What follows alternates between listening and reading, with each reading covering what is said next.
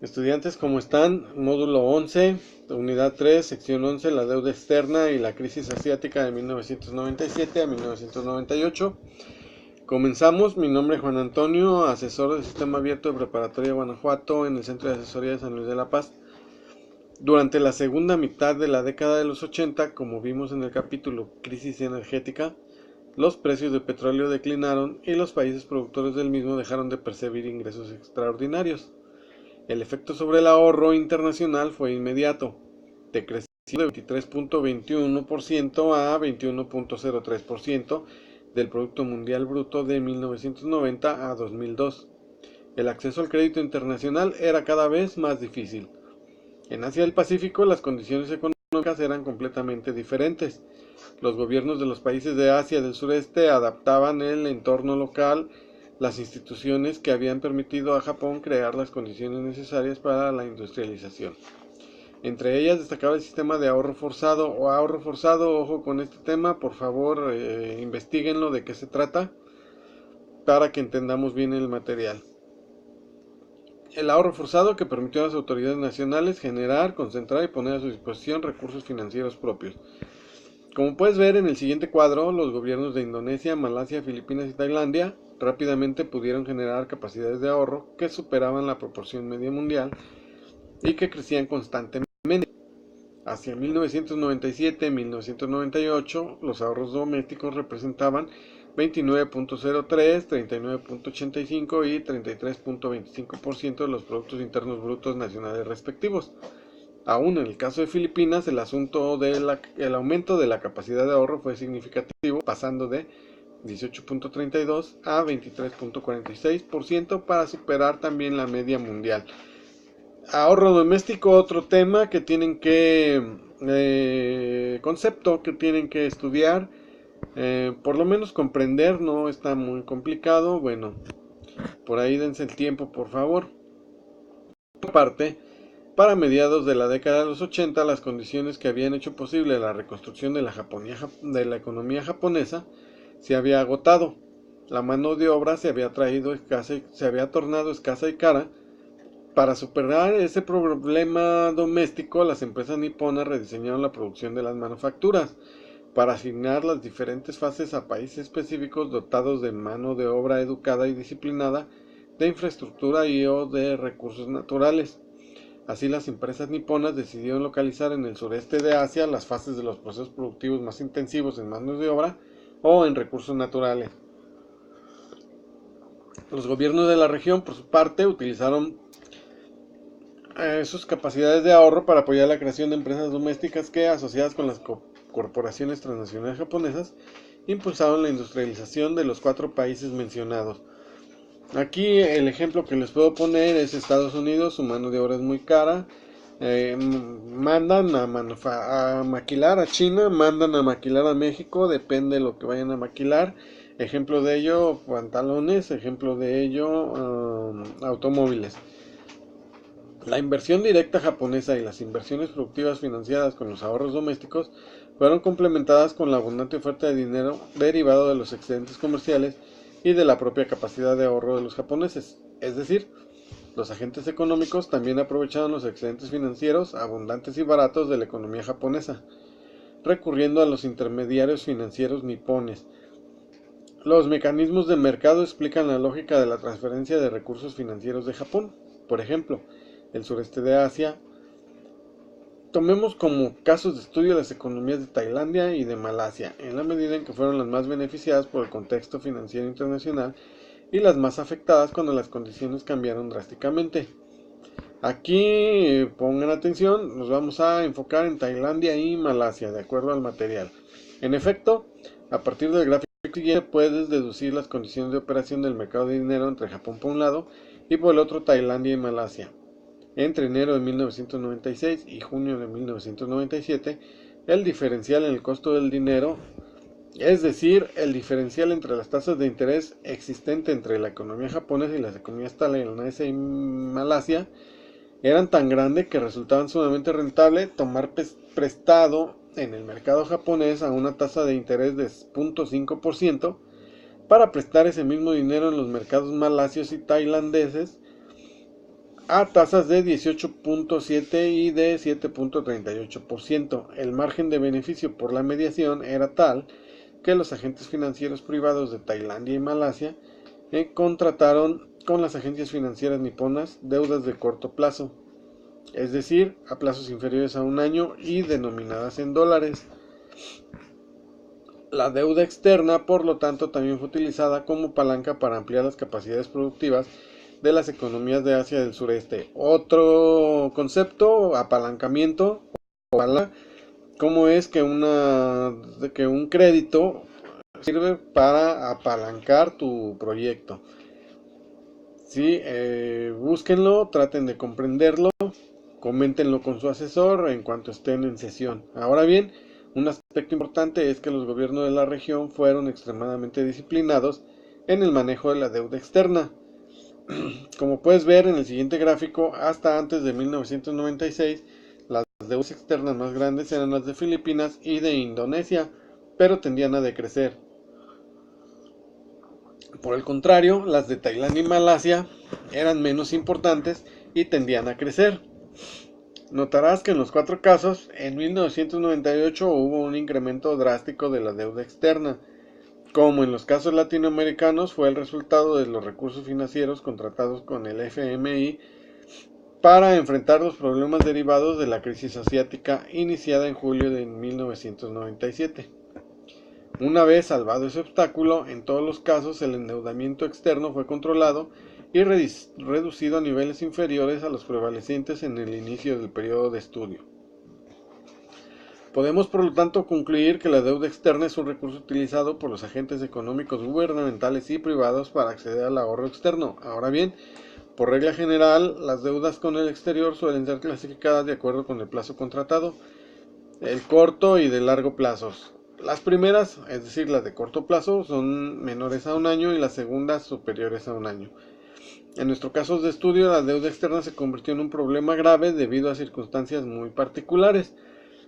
Aquí otro pequeño comentario, cómo es que las deudas se utilizaban para apalancar, para poder impulsar un proyecto.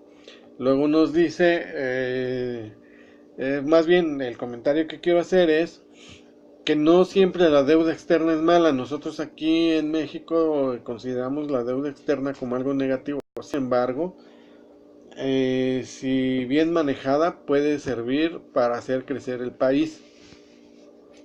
Entonces retomo la lectura. En nuestros casos de estudio, la deuda externa se convirtió en un problema grave debido a circunstancias muy particulares. Punto 1.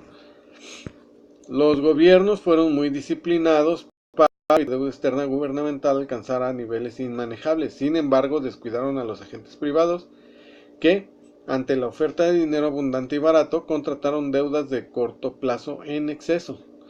El siguiente gráfico te muestra la evolución de las deudas de corto plazo, con excepción de Filipinas.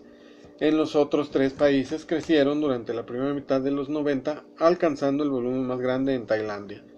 Segundo, agentes financieros internacionales como George Soros, administrador de un hedge fund, se dieron cuenta de la fragilidad de la economía tailandesa y mediante técnicas especulativas provocaron la devaluación del baht tailandés el 2 de julio de 1997.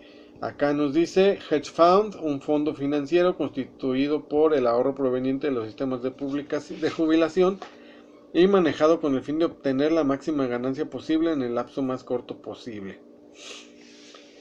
¿Qué significa acceder al ahorro externo? Bueno, hay países que, como ya nos explicaba el mismo material, pueden ahorrar, tienen dinero disponible y entonces otros países les piden prestados. Ya sea que las empresas pidan prestado a bancos extranjeros o bien directamente los gobiernos pidan prestados a bancos extranjeros. Ya lo habíamos visto cuando hablamos del Fondo Monetario Internacional. Dados los vínculos productivos, comerciales y financieros existentes entre las economías de Asia del Sureste, los gobiernos de Malasia, Indonesia y Filipinas respondieron con la devaluación de sus monedas para mantener la competitividad de sus exportaciones. Como puedes observar en el gráfico anterior, la devaluación de las monedas de la región se prolongó hasta enero de 1998, provocando efectos inesperados en las economías regionales y en la regional. Pero los intereses y el capital de las deudas de corto plazo contratadas en dólares fueron prácticamente impagables. Con las devaluaciones reiteradas era necesaria una cantidad cada vez más grande de moneda local para hacer frente a las deudas. Los agentes económicos domésticos empezaron a quebrar y a malbaratar sus activos. Las cantidades de deuda no recuperables de las instituciones financieras crecieron rápidamente, poniéndolas en serias dificultades para sobrevivir ellas mismas. ¿Qué nos dice este párrafo? Bueno, yo contraté $100 al 0.5%, con lo cual debería de pagar $100 con 50 centavos. Sin embargo, recordemos que esos $100 tendría yo que haberlos comprado en moneda local. Entonces, cuando yo los compré, $1 valía $1. Sin embargo, hubo devaluaciones en donde $1 valía ya entonces 4 pesos. ¿Y qué sucedió? Bueno, que tuve que pagar esos $100 con 50 centavos, pues entonces ahora fueron $402, si es que mis cuentas no me fallan. Y ya se había tornado impagable. Obviamente esto es un ejemplo, no lo es literal. Entonces se torna impagable, excede ya con mucho. Después de haber yo previsto que iba a ganar 180 pesos, que igual y los gané, ya no me alcanzaron esos 180 para pagar los 450 centavos. Sí, es más o menos lo que nos intenta decir. Espero que esté entendible. En cualquier caso, pues bueno, se comentan los párrafos que no entiendan. Por eso es muy importante que adelanten su material, que lo lean y lo que no entiendan, coméntenlo en sesión. Cuarto, los mercados de valores de la región atravesaban por una fase de instabilidad cuando sobrevinieron las devaluaciones continuas de las monedas nacionales. Durante la primera y segunda semanas de febrero, la bolsa de Kuala Lumpur experimentó una caída drástica del índice bursátil. Del 31 de enero al 2 de febrero de 1997 pasó de 1207 a 332 puntos y todavía se redujo hasta 302 puntos el 12 de febrero, antes de volver a los niveles prevalecientes durante el mes de enero.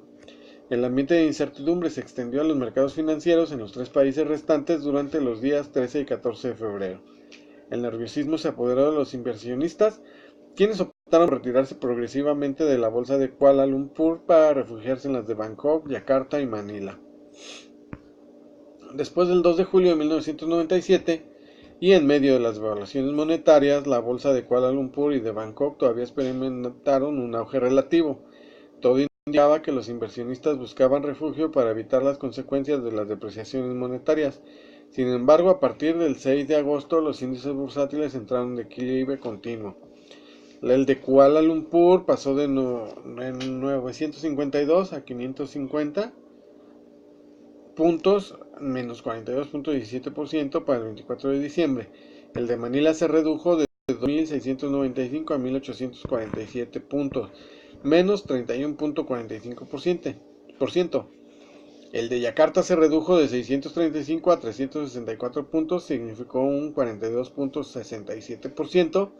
El de Bangkok se contrajo de 700 a 397%, de 700 a 397 puntos, que es menos 43.34% en el mismo lapso.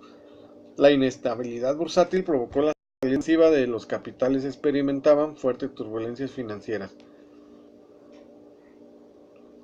La salida masiva de capitales de los países que experimentaban fuertes turbulencias masivas financieras. Quinto, con el cierre de empresas la producción decayó rápidamente con efectos negativos domésticos e internacionales. El desempleo y el cierre de empresas redujeron drásticamente la demanda doméstica al disminuir la capacidad de importar. Fueron afectadas las exportaciones de las economías vecinas. La recesión se tornó regional. Es decir, de repente la economía vecina es fuerte, puede exportar, sin embargo, si yo no tengo para comprarle, pues no les por supuesto que no les voy a comprar. ¿Y qué sucede? Bueno, dejan de vender y dejan de ganar también, les afecta a ellos. Mi crisis les afecta también a ellos. Finalmente, los programas de rescate financiero del Fondo Monetario Internacional estuvieron condicionados a la puesta en prácticas de políticas de ajuste estructural. Recordemos estas políticas de ajuste estructural. similares a las aplicadas por los gobiernos latinoamericanos durante la década anterior. Establecimiento de una tasa de cambio flotante sujeta a la oferta y la demanda de divisas, reducción del gasto público para evitar déficits gubernamentales, incremento de las tasas de interés para evitar la salida de capitales, privatización de empresas o instituciones financieras públicas, eliminación de las barreras del comercio exterior, entre otras medidas. Cada uno de estos conceptos, búsquenlos, investiguenlos y entiéndanlos. Incremento de tasas de interés para evitar las salidas de capitales. Investiguen cómo es que funciona el aumento de las tasas de interés para que se evite la salida de capitales. La privatización de empresas o instituciones financieras públicas. Investíguenlo cómo es que funciona. ¿Por qué el Fondo Monetario Internacional lo recomienda y lo impone? Eliminación de las barreras al comercio exterior, lo mismo. Investiguen un poco más, no se queden solamente con lo que el material nos pone porque tiene conceptos que posiblemente no estemos entendiendo. Continúo. Cierto, los gobiernos dispusieron de recursos financieros frescos provenientes de los fondos de rescate puestos a su disposición por el Fondo Monetario Internacional. Eso explica el incremento inusitado de la deuda externa durante 1998. Como sucedió en América Latina, las políticas del Fondo Monetario Internacional acentuaron todos los factores desestabilizadores de las economías nacionales. La imposición de una tasa de cambio fluctuante tan solo propició nuevas devaluaciones. La reducción del gasto público acentuó las condiciones recesivas de las economías. El aumento de las tasas de interés incrementó el número de préstamos incobrables y todo ello puso en entredicho la sobrevivencia de las instituciones financieras nacionales.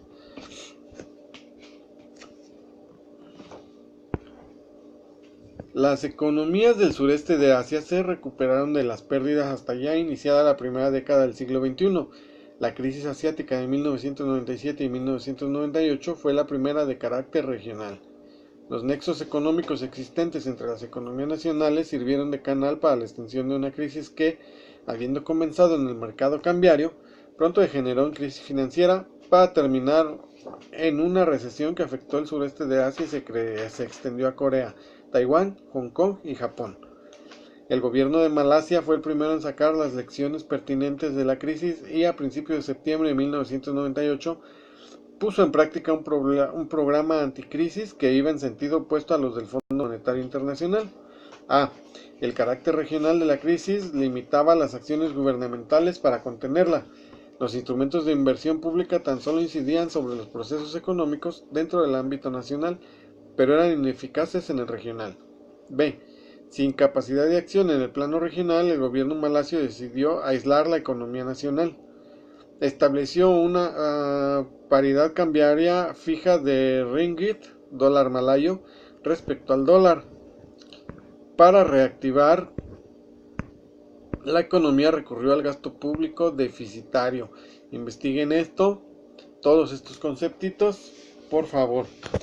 Para sanear la cartera vencida del sistema bancario, creó Dana Harta y Dana Modal, dos instituciones abocadas al rescate de los bancos en dificultades y a la administración de los préstamos no pagados. Esto me recuerda al Fobraproa y no sé por qué no me acaba de gustar. Redujo las tasas de interés y amplió los pasos para incluir a un deudor moroso en el padrón de préstamos incobrables. Para evitar la salida de inversiones de corto plazo del mercado de valores, decretó el cobro de un impuesto sobre las ganancias de dichos capitales. Mientras menos tiempo permanecía en el mercado de valores, el impuesto sobre las ganancias era mayor y decrecía conforme el plazo de permanencia era más largo. Para llegarse a recursos financieros frescos, obligó la repatriación de los capitales denominados en ringgits colocados en el extranjero.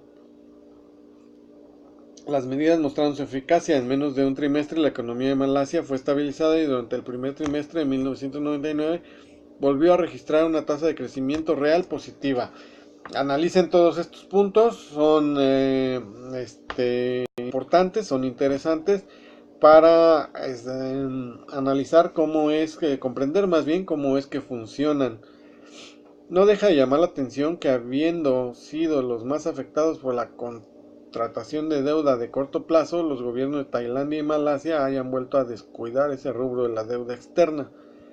Como puedes apreciar en el gráfico, evolución de la deuda externa de corto plazo de 2000 a 2009, la deuda externa de corto plazo llegó a niveles que superan las existentes en el momento en que dio comienzo la crisis asiática de 1997.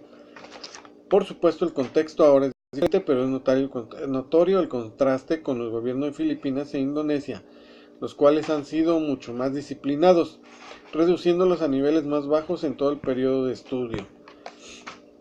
Para la próxima, capítulo 6, el riesgo de una crisis de las deudas externas europeas. Todavía tenemos más con este módulo, no le aflojen, vamos a seguir avanzando. Mi nombre es Juan Antonio, asesor del sistema de preparatoria abierta Guanajuato, mi prepa San Luis en Facebook y en el Centro de Asesoría San Luis de la Paz. Por favor, suscríbanse, denle like y sugerencias en la zona de comentarios si me hicieran favor. Muchas gracias, hasta pronto.